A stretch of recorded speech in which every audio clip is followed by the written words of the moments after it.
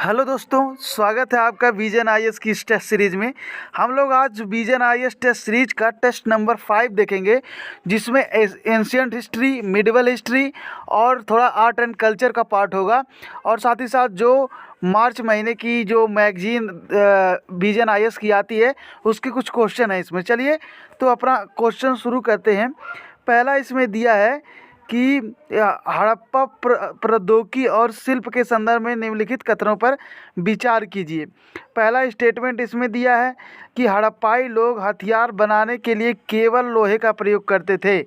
तो ये स्टेटमेंट गलत हो जाएगा हम लोगों का। जो हड़प्पा के लोग थे वो हथियार बनाने, जैसे कुल्हाड़ी बनाना, आरी बनाना, छुरा बनाना, बर्छा बनाना, ये सब जानते थे। हालांकि यह सभ्यता जो थी वो लौह युग से बहुत पहले की है। ठीक है, हड़प्पा सभ्यता में लोहे का संदर्भ और प्रयोग का कहीं नामो निशान ही नहीं मिलता है। तो इसलिए ये हमारे स्टेटमेंट गलत हो जाएगा। अगर ये गलत हो गया तो बाकी सब सही हो जाएगा, क्योंकि एक निकाल देंगे तो इस तरह से हम लोग का आंसर बन जाएगा। पढ़ लेते हैं। इसको लिखा है हड़प्पाई लोग नाव बनाने का कार्य करते थे। ठीक है। तीसरा स्टेटमेंट दिया है हड़प्पाई लोग कुम्हार के चाक के बारे में जानते थे। ये भी सही है। आगे चलते हैं। दिया है वैशेषिक दार्शनिक प्रणाली के संदर्भ में निम्नलिखित कथनों पर विचार कीजिए। पहला स्टेटमेंट दिया है, यह घोषणा करती है कि मोक्ष ब्रह्मांड की परमाणु प्रकृति और आत्मा से इसकी भिन्नता को पूरी तरह से पहचानने पर निर्भर करता है। तो ये स्टेटमेंट तो हम लोग का सही हो जाएगा। दूसरा स्टेटमेंट दिया, यह अवयव को 3 तत्वों भूमि, जल, वायु में कठोरता से वर्गीकृत करती है। ये स्टेटमेंट गलत हो जाएगा, क्योंकि इसमें देखिए 5 तत्व होते हैं। तो जैसे आपका पृथ्वी, जल, वायु, अग्नि और ईथर, इससे मिलकर बना होता है। तो ये 3 तत्व इसमें लिखा है, 3 नहीं 5 होते हैं। ये गलत हो जाएगा। आपको लोग जानते होंगे क्षितिज गगन समीरा पंच तत्व से बना शरीरा। तो ये क्षितिजल पावक गगन समीरा पंच तत्व से बना शरीरा, तो 5 तत्व से बनता है। यहाँ पे देखिए आप 3 ही लिखा है, गलत हो जाएगा ना। आगे चलते हैं। क्वेश्चन नंबर 2 दिया है, पूरी तरह से फैक्ट है। लिखा है 17वीं शताब्दी के दौरान 2 भाई मंदना और अक्कना निम्नलिखित में से किस राज्य के अंतर्गत प्रमुख राजनीतिज्ञ के रूप में उभरे। तो ये आपका हो जाएगा गोलकुंडा सल्तनत में हुआ था। इसको आप याद रख लीजिए। तीसरा स्टेटमेंट हम लोग देखते हैं। दिया है प्राचीन भारत में निम्नलिखित पुस्तकों में से कौन सी भारत के बारे में वर्णन करती है। तो तीनों ही पुस्तकें भारत के बारे में वर्णन करती हैं। The peoples of the Erythraean Sea, टॉलमिन की जियोग्राफी और प्लिनी की नेचुरेलिस हिस्टोरिया। ठीक है, तो तीनों ही बुकें करती हैं। और आगे चलते हैं। क्वेश्चन नंबर 6 देखते हैं। इसमें दिया है कि सातवाहन के संदर्भ में निम्नलिखित कथनों पर विचार कीजिए। सातवाहनों ने ब्राह्मणों को कर मुक्त ग्राम दान देने की प्रथा अपनाई। सातवाहनों की राजकीय भाषा प्राकृत थी, और इसमें दिया प्राकृत थी, और इसमें दिया है उन्होंने ज़्यादातर सोने के सिक्के जारी किए। तो तीसरा स्टेटमेंट गलत है हम लोगों का। यहाँ पर जो सोने के सिक्के जारी किए थे, सोने के सिक्के नहीं जारी किए थे, इन्होंने ज़्यादातर शीशे के सिक्के जारी किए थे। और सोने के सिक्के का ज़्यादातर जारी करना कुषाणों को जाता है इसका श्रेय, न कि सातवाहनों को। तो ये स्टेटमेंट हम लोग का गलत हो जाएगा। बाकी दोनों ही कथन सही हैं। आगे चलते हैं। हमारा अगला क्वेश्चन है कि हिंदुस्तानी शास्त्रीय नृत्य की ध्रुपद शैली के संदर्भ में निम्नलिखित कथनों पर विचार कीजिए। पहला स्टेटमेंट दिया है, ध्रुपद की लोकप्रियता के लिए ग्वालियर के महाराजा मान सिंह तोमर मुख्य रूप से उत्तरदायी थे। हाँ, तो ये बात बिल्कुल सही है। दूसरा दिया है, तानसेन जो अकबर के राजदरबार में थे, एक महत्वपूर्ण ध्रुपद गायक थे। ये दोनों ही विकल्प एकदम सही हो जाते हैं हमारे, इसलिए हमारा आंसर सी हो जाएगा। आगे चलते हैं। क्वेश्चन नंबर 7 देखते हैं। इसमें लिखा है उत्तर वैदिक काल के संदर्भ में निम्नलिखित कथनों में से कौन सा सही नहीं है। पहला स्टेटमेंट इसमें दिया है, राजा के पास एक अस्थाई सेना थी। दूसरा, किसके बारे में बात कर रहा है? उत्तर वैदिक काल के बारे में भी ध्यान रखिएगा। राजा के पास एक अस्थाई सेना थी, ये बात गलत है। जब यही गलत हो गया तो बाकी आगे का पढ़ने का ज़रूरत नहीं है, लेकिन पढ़ लेते हैं। देखिए, उस समय राजा को उत्तर वैदिक काल में राजा एक अलग अलग मतलब लोग होते थे और युद्ध में राजा की सहायता करते थे और उनको मिलता था, मतलब जो भी लूटते थे वो जो राजा की सहायता करते थे उनको एक हिस्सा दिया जाता था। बस उस समय राजा के पास सेना नहीं थी, तो ये बात हम लोगों का गलत हो जाएगा। इसमें दिया अस्थाई सेना होती थी, तो गलत है। अस्थाई सेना यानी कि उसकी पर्सनल सेना नहीं होती थी, तो ये हो जाएगा। देखिए, समाज 4 वर्णों में विभक्त था, ये बात बिल्कुल सही है। इसमें दिया यज्ञ की दक्षिणा में भूमिदान की प्रथा उत्तर वैदिक काल में प्रचलित नहीं हुई थी, ये भी सही है।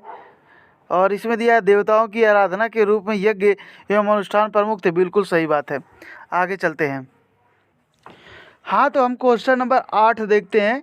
इसमें दिया हुआ है, मौर्य काल में कृषि व्यवस्था की स्थिति के संदर्भ में निम्नलिखित कथनों पर विचार कीजिए। पहला स्टेटमेंट दिया है, मौर्य राज्य कृषकों की भलाई के लिए सिंचाई और विनियमित जल आपूर्ति की व्यवस्था कराता था, सही बात है, ठीक है, ये बिल्कुल कथन सही है। दूसरा दिया है, मौर्य राज्य में दासों को कृषि कार्य में संलग्न किया गया था, सही है ये भी। और तीसरा स्टेटमेंट दिया है, जल की भूमि को कृषि के अंतर्गत लाने के लिए किसान को कर के में छूट दी गई थी तथा मवेशियों और बीजों और धनों की आपूर्ति की गई थी, तो ये भी स्टेटमेंट हमारा सही हो जाएगा। तीनों ही स्टेटमेंट सही हो जाएंगे, इसलिए डी हो जाएगा आंसर। अब 11 नंबर का क्वेश्चन देखते हैं। इसमें लिखा है, ऋग वैदिक काल के संदर्भ में निम्नलिखित कथनों पर विचार कीजिए। पहला स्टेटमेंट दिया है, ऋग वैदिक काल में महिला दासियों का प्रचलन था, ठीक है, तो ये स्टेटमेंट सही है, क्योंकि ऋग वैदिक काल में जो क्या कहते हैं अनुष्ठान होते थे, उस समय जो वहाँ ब्राह्मण होते थे उनको दान में भूमि और दासियों को दिया जाता था, तो इसलिए ये स्टेटमेंट सही हो जाएगा। तो एक जहाँ जहाँ है उसको रखेंगे, बाकी स्टेटमेंट निकाल देंगे। उसके बाद दूसरे में दिया है, ऋग वैदिक काल में भूमि एक सुस्थापित संपत्ति थी।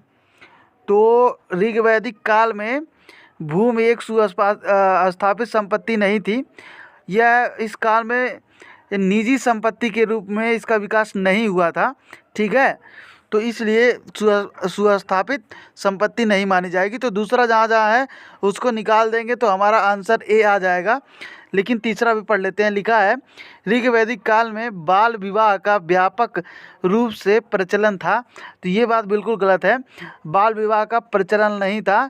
ऋग वैदिक काल में जो विधवा विवाह का प्रचलन था, ठीक है, साथ ही साथ जो विवाह के योग्य आयु थी वो 16-17 वर्ष की थी, ठीक है, तो बाल विवाह का कोई चांस ही नहीं था। तो ये हो गया हमारा आंसर ए। आगे चलते हैं। तो दोस्तों, क्वेश्चन नंबर 9 दिया है कि गुप्त काल के संदर्भ में निम्नलिखित में से कौन सा चंद्रगुप्त द्वितीय के दरबारी विद्वान थे, ठीक है, तो दरबारी विद्वान देखिए, रवि कीर्ति तो भैया दरबारी विद्वान नहीं थे। ये रवि कीर्ति जो थे वो समुद्रगुप्त से संबंधित थे, ठीक है, तो ये पहला स्टेटमेंट हम लोगों का गलत हो जाएगा। बाकी अमर सिंह और कालिदास दोनों थे, तो हमारा विकल्प हो जाएगा बी, ठीक है। आगे चलते हैं। क्वेश्चन नंबर 12 देखते हैं। इसमें लिखा है, बड़ा सा एक कथन दिया है इंद्रिय और गीतात्मक यह नृत्य रूप दैव एवं मानव उदात्त और लौकिकता को छूता प्रेम व उत्साह का एक नृत्य है, और यह एक उच्च शैली का नृत्य है और कुछ मात्रा में शास्त्रीय नाट्य शास्त्र तथा अभिनय दर्पण पर आधारित है, और इसकी अभिव्यक्ति की तकनीकियाँ 2 आधारभूत मुद्राओं चौक एवं त्रिभंग के समान निर्मित होती हैं। धड़ संचालन इस नृत्य का एक महत्वपूर्ण विशिष्ट लक्षण है उपयुक्त परिच्छेद द्वारा निम्नलिखित में से किस नृत्य शैली का सर्वोत्तम वर्णन किया गया है। तो ये भैया उड़ीसी जो शैली है ये है, क्योंकि यहाँ पे लिख दिया है, यहाँ पे देखिए थोड़ा सा आपको थोड़ा सा शास्त्रीय नाट्य शास्त्र तथा अभिनय दर्पण पर आधारित है, यानी कि इसका मतलब एक शास्त्रीय नाट्य नहीं है, इस पर आधारित कोई चीज़ है। ठीक है, तो ये आ जाएगा आपका। आगे चलते हैं। हाँ, तो क्वेश्चन नंबर 10 दिया है, जैन धर्म के संदर्भ में निम्नलिखित कथनों पर विचार कीजिए। यहाँ से हर बार यूपीएससी में कोई ना कोई क्वेश्चन बनता ही है, तो आप उसको याद रखिएगा। पहला स्टेटमेंट दिया है, इससे देवताओं के अस्तित्व को अस्वीकार कर दिया। ठीक है, तो ये तो बात गलत है, क्योंकि ये जो जैन धर्म था देवताओं को अस्तित्व को नहीं अस्वीकार नहीं किया था, लेकिन जिन से नीचे मानता था, तो ये हम लोग का गलत हो जाएगा। दूसरा दिया है, बौद्ध धर्म के विपरीत इसने वर्ण व्यवस्था की निंदा की। नहीं, बौद्ध धर्म ने के विपरीत वर्ण व्यवस्था की निंदा नहीं की थी, बौद्ध धर्म के विपरीत वर्ण व्यवस्था का समर्थन किया था, तो ये भी गलत हो जाएगा। तो बच गया हमारा सी, तो सी हो जाएगा आंसर। इसका मुख्य उद्देश्य सांसारिक बंधनों से मुक्ति प्रदान करना था, सही है। आगे चलते हैं। क्वेश्चन नंबर 13 में लिखा है, उपग्रह इंटरनेट या अंतरिक्ष आधारित इंटरनेट के संदर्भ में निम्नलिखित कथनों पर विचार कीजिए। पहला स्टेटमेंट दिया है, अंतरिक्ष आधारित इंटरनेट के लिए उपग्रह को निम्न भूकक्षा यानी एलईओ और भू स्थैतिक कक्षा दोनों में स्थापित किया जा सकता है। दूसरा दिया है कि डीटीएच के प्रसारण के विपरीत यह दो तरफा संचार है। तीसरा स्टेटमेंट दिया है, स्टारलिंक भू स्थैतिक उपग्रह आधारित इंटरनेट का एक उपकरण है। तो ये बहुत ही सामान्य क्वेश्चन है, तो हमारा ये दोनों ऊपर वाला स्टेटमेंट सही है। यहाँ पे जो भू स्थैतिक दिया है ये गलत हो जाएगा, ये निम्न भू कक्षा का होता है, ये निम्न भू कक्षा का होता है, तो ये भू स्थैतिक का नहीं होता, यहाँ पर गलत हो जाएगा। इसका प्रयोग आप लोग को पता है, ऑनलाइन गेमिंग, वीडियो कॉल और जो स्ट्रीमिंग करते हैं लाइव स्ट्रीमिंग, उसके लिए इंटरनेट ब्रॉडबैंड प्रदान करने के लिए, इन सब के लिए किया जाता है। और यहाँ पर निम्न भू कक्षा होती है, भू स्थैतिक कक्षा नहीं होती। तो तीसरा हमारा स्टेटमेंट गलत हो जाएगा, बाकी दोनों सही है, तो इस हिसाब से हमारा विकल्प ए हो जाएगा। आगे चलते हैं। तो दोस्तों क्वेश्चन नंबर 14 दिया है, 1958 में के प्राचीन संस्मारक तथा पुरातात्विक स्थल और अवशेष अधिनियम के संदर्भ में निम्नलिखित कथनों पर विचार कीजिए। ठीक है, पहला स्टेटमेंट इसमें दिया है कि अधिनियम पुरातात्विक उत्खनन को विनियमित करता है और रूप कृतियों एवं नक्शकारियों के संरक्षण पर ध्यान देता है। ठीक है, तो पहला स्टेटमेंट तो हम लोगों का सही है। दूसरा स्टेटमेंट इसमें देखिए दिया है, 1958 के अमरस अधिनियम के अनुसार पुरातात्विक स्थल में से ऐसा क्षेत्र अधिप्रेत है जिसमें ऐतिहासिक या पुरातात्विक महत्व के ऐसे भावावशेष या परिशेष शामिल हैं जो कम से कम 1000 वर्ष से विद्यमान हैं। तो ये स्टेटमेंट हम लोगों का गलत हो जाएगा, क्योंकि इसमें आपका ये स्टेटमेंट हम लोगों का गलत हो जाएगा, क्योंकि ये ऐतिहासिक या पुरातात्विक महत्व के इसमें दिया गया है, कोई टाइम पीरियड इसमें 100 वर्षों से विद्यमान है कम से कम, उसके लिए दिया गया है, नहीं कि 1000 वर्षों से, मतलब जो 100 वर्षों से ही विद्यमान है उनको भी मान लिया जाता है। तो ये हमारा स्टेटमेंट गलत हो जाएगा। तीसरा दिया है कि अधिनियम के हालिया संशोधन राज्य सरकारों को नहीं होगा, यहाँ पर केंद्र सरकारों को होगा, गवर्नमेंट ऑफ इंडिया होगा, राज्य सरकार नहीं होगा, तो ये गलत हो जाएगा। इसलिए हमारा ए सही हो जाएगा। हम नीचे जाने विकल्प देखने की ज़रूरत ही नहीं है।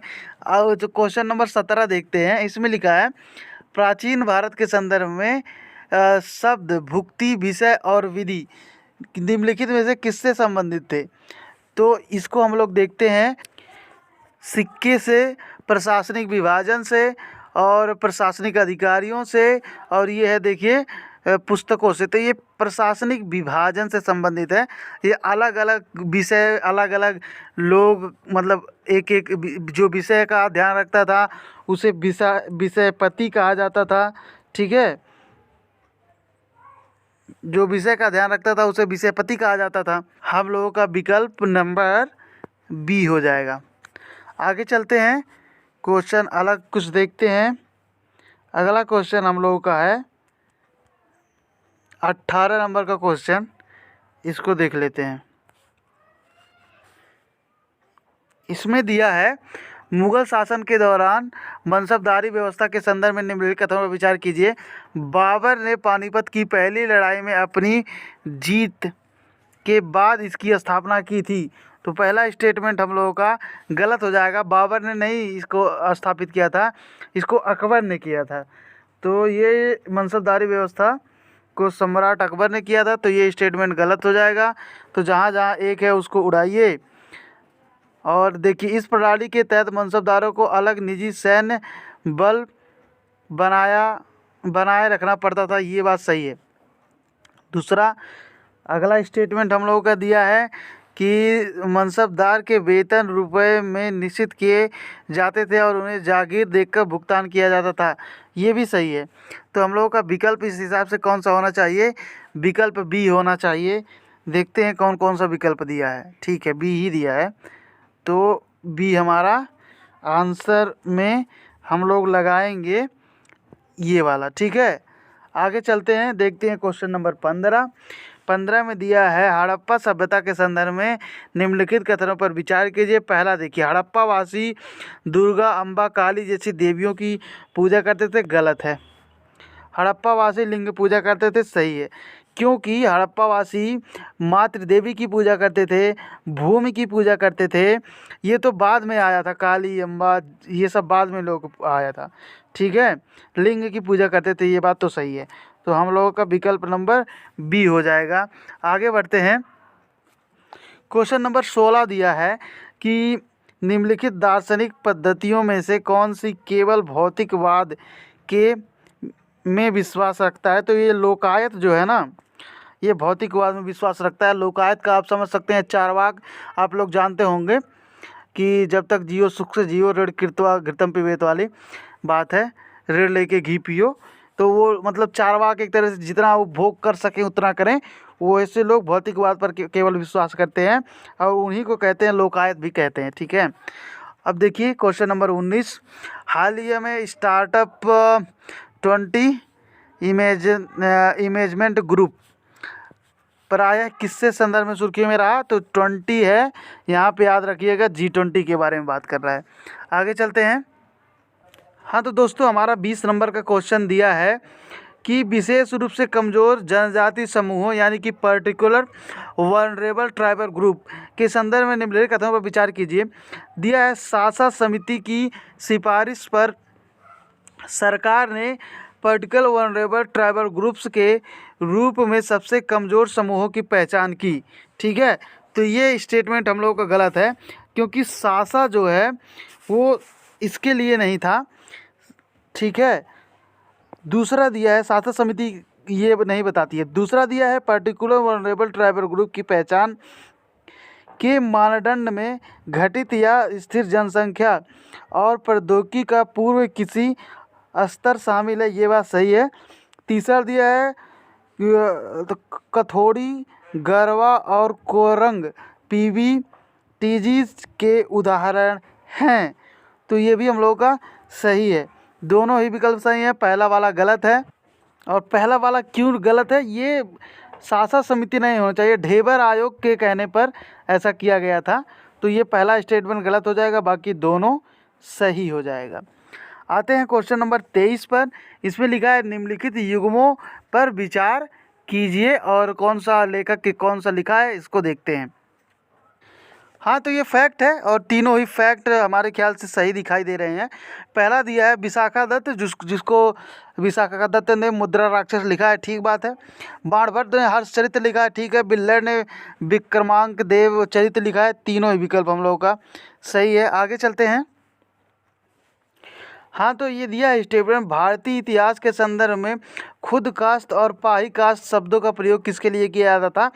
तो ये शब्दों का प्रयोग किसानों के लिए किया जाता था दोस्तों। ये जो है खुद कास्ट मतलब जिनका खुद अपने पास घर के पास ही आसपास खेती करते थे, उसको कहा जाता था खुद कास्ट। और जो पाही कास्ट था उनका घर मान लीजिए किसी गांव में है और दूसरे स्थान पर यहाँ उनकी खेती है, तो यहाँ तक जाते थे, इसे कहते थे पाही कास्ट। ठीक है, तो ये हम लोगों का विकल्प हो जाएगा डी। आगे चलते हैं, क्वेश्चन नंबर हम लोगों का 24 देखते हैं। इसमें दिया है भारत में प्रागैतिहासिक काल के संदर्भ में गर्त आवास मुख्य रूप से संबद्ध है। किससे संबंध है ये? तो ये है बुर्ज होम से संबंध है इसका। आगे चलते हैं, सारे फैक्ट हैं, इसको याद रखिएगा आप। आगे चलते हैं, क्वेश्चन नंबर 22 देखते हैं। ठीक है, क्वेश्चन नंबर 22 आइए देख 22 में दिया है रुद्रदामन प्रथम के संदर्भ में निम्नलिखित कथनों पर विचार कीजिए। पहला स्टेटमेंट इसमें दिया है कि उसने काठियावाड़ के अर्धशुष्क क्षेत्र में सुदर्शन झील के पुनरुद्धार के लिए कार्य किया।